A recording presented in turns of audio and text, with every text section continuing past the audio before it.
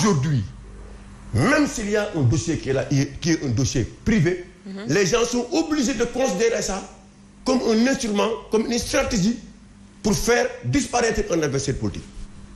Parce que jurisprudence su Khalifa Sall la jurisprudence su Karim Wade. Et c'est ça qu'il faut éviter. bu réew mi ne woon ci yoon ku deful yoon ñu doon la du ñu xool foofu far du ñu xool ba xam xayitu président nga wala lanu président nga xam nañ ni justice moo def liggéeyam équitablement d'une manière transparente beneen Sénégal bu mënti doon bu ko justice toppee mu ñëw mais c'est parce que li ñuy dund la te loolu c'est des choses à éviter politisation bi mënuñu ko bañ il faut ñi def ko mais justice bi en contrepartie lii war na leen war na leen ne am na benn taxawaay bu ñu war am ci réew mi parce que ça soit Karim que ça soit Khalifa que ça soit Sonko ils sont pas n'importe qui dans ce pays bokkul ak Omar Faye bu ñu jàpp dafa am ñu xamante ni dañu am yaakaar ci ñoom gëm nañu mën nañu nekk président de la République ñu ànd ak ñoom ras ci dolli nag as sa yëwan nañ la leen génne est-ce que wax nañ ko dañoo xëy génne leen lu tax ñu génne leen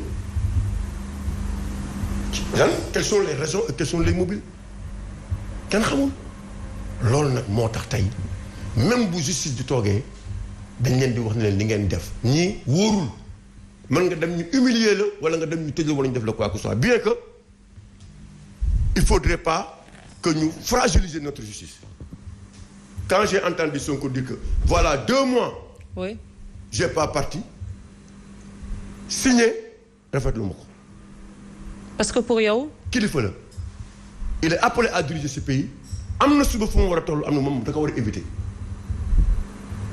bien que parfois par stratégie di nga am lu xamante ni di nga ko teg mais loolu waru ko wax c'est pour ëllëg ak ñi fi ñëw. pour yow c'est une mauvaise communication jurisprudence auprès de certains. Il y a des gens qui sont actuellement ci contrôle judiciaire ils peuvent ne pas partir ne dootuma signer parce que c'est des justiciables donc ça a été une erreur. mais nag justice bi ngir yàlla ak yonente bi nit ñi dañu yaakaar ci yéen pour qu'il y ait une stabilité dans ce pays.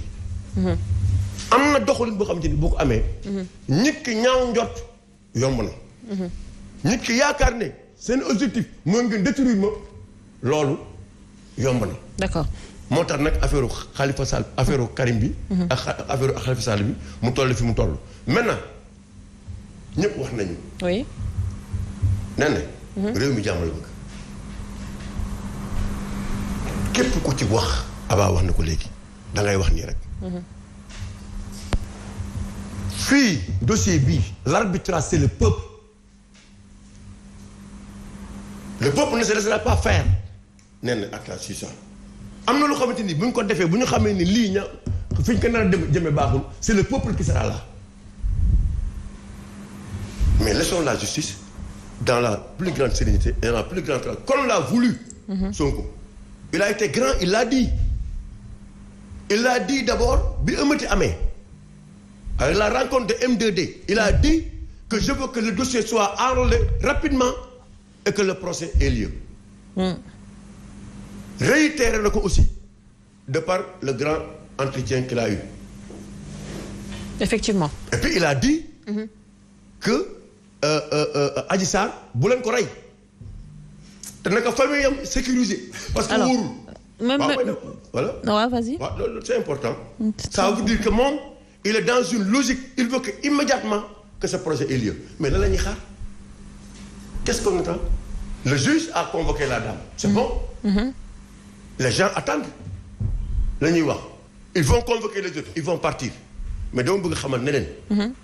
ci dossier bii le dossier a été internationalisé de telle sorte que fii la réew mi di nekk ci jàmm ba faw wala fii la ñu suñu justice ñu fonk ko ba faw wala ñu bañ ko fonk ko saw bu demee ba war a juger d'une manière transparente. D'accord. Et d'une manière sereine. Très bien alors Serigne Saliou quand on regarde Ousmane Sonko mu nekk quand même un homme politique peut-être mu nekk une voix autorisé fii ci Sénégal parce que quand même il était 3e à l'élection présidentielle ñu koy dégg mu naan qu'il est néanmoins dañ ko placé sous contrôle judiciaire mais demul signé ban signal lay lancé par rapport ak bien sûr nos institutions.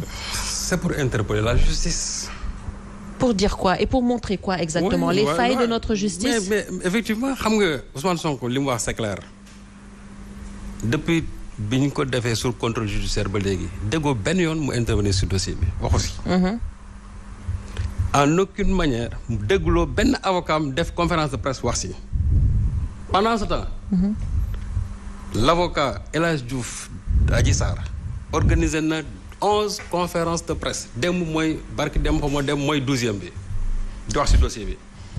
Adji Sarr a organisé 2 rencontres. avec des journalistes waaw 2 rencontres.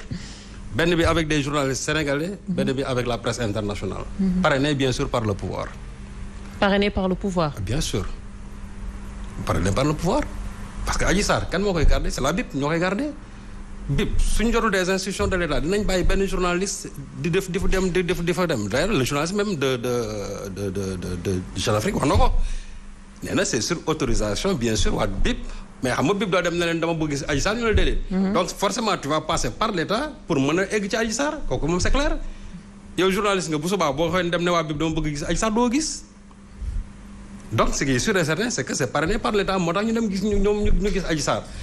Ils ont fait leur conférence de presse lañ ca wax dinañ ci dellusiwaat donc ñoom booba léegi ñu ngi wax ci dossier et pourtant l'article 6 du code de procédure pénale daf ne. bu ñu nekkee ci procédure judiciaire dossier bi ñi mu concerné waruñu cee wax. n'ont pas le droit d'en parler. Adji Sarr et El Hadj Diouf ne font que violer toujours c'est-à-dire le secret de l'instruction ñu ngi ci booba léegi la justice fait le mort waaw mais ki mu ko seqal moom booba léegi mi ngi na pat gis ne chaque fois les gens là ñu ngi évoluer d'un pas léegi ngeen bëgg mu toog croiser les bras c'est un homme politique il faut mu réagir. daal di wax ne comme que nag yéen boobu ba léegi gis naa ne mbir mi dafa am fu mu sooxee. man tamit maa ngi def lii. parce que aussi nag Sénégal tamit loolu lañ xam Sénégal boo dee pataaral dañuy dal sa kaw ba keroog ngay réagir ñu ku ne commencé di génn et puis le président de l'UMS franchement man j'ai été déçu que muy génn ci occasion yu demee nii d'abord UMS du tribunal. L'UMS c'est pas un syndicat, l'UMS c'est une union tout simplement, association là. D'ailleurs ils l'ont dit aussi, ils l'ont souligné. Donc je crois que affaire UMS moom. Oui. dañ ko ci waroon génne.